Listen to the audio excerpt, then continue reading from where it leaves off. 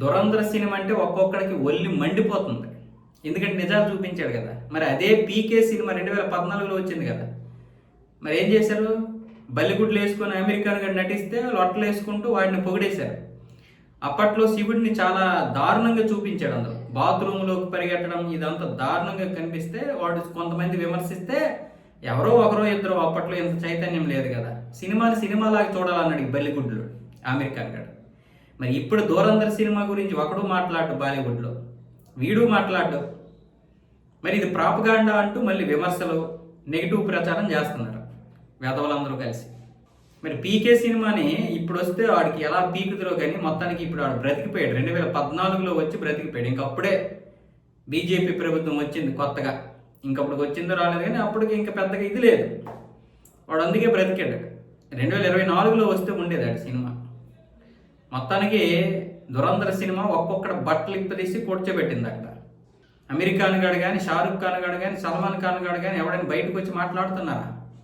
మరి పీకే గురించి అప్పుడు మాట్లాడినటువంటి మాటలందరూ కూడా ఇప్పుడు మాట్లాడు. మరి ప్రాపగాండా అంటున్నారు. మరి ఆ రోజు పీకే గురించి విమర్శలు చేస్తే సినిమాని సినిమాలాగా చూడాలన్నారు. మరి ఇది కూడా సినిమాని కాబట్టి సినిమాని సినిమాలాగా చూడండి అని ఎవడో చెప్పలేకపోతున్నాడు.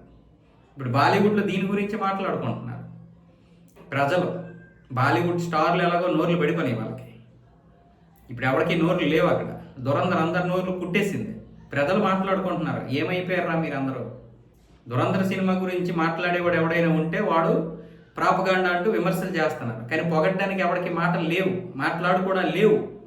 గొడ్డలతో నరికినట్టు నరికింది ఒక్కొక్కడిని. ఇప్పుడు మాట్లాడాలి ఎవడైనా సరే పీకే సినిమా గురించి. ఆ సినిమా చూస్తే ఇప్పటికీ ఒళ్ళు మండిపోద్ది నాకు. ఆ రోజు మనకు తెలియలేదు ఈ వెధవలు ఒక పని కట్టుకొని మనల్ని అవహేళన చేస్తున్నారని.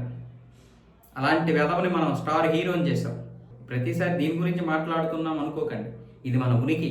మన ఉనికి లేకుండా వీళ్ళు సినిమాను కూడా ఎంత బాగా ఉపయోగించుకున్నారో మనకి ఈరోజు అర్థమవుతుంది. ఈరోజు ఈ సినిమా వస్తే, ఒక్క సినిమా వస్తే భరించలేకపోతున్నారు. దురంధర్ అనే ఒక్క సినిమా వస్తే భరించలేకపోతున్నారంటే మరి వీళ్ళు బాలీవుడ్ని ఏ విధంగా తయారు చేశారు?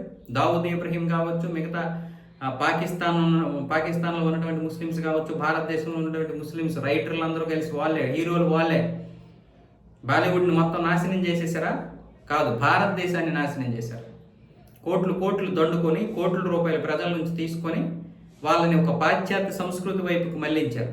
ఎప్పుడైతే 2016-15లో బాహుబలి వచ్చిందో అప్పటి నుంచి భారతీయదంటే ఏంటి, మన సంస్కృతి ఏంటి, మన సాంప్రదాయాలు ఏంటి తెలిసాయి. సినిమాలో కూడా మన దేవుడి గురించి చెబితే చూస్తారు అని మన సౌత్ ఇండియా సినిమా చూపించాయి. దురంధర్ అయితే ఏకంగా కడ్రాయిలతో సహా ఇప్పి నిల్చోబెట్టింది ఒక్కొక్క వెధవని.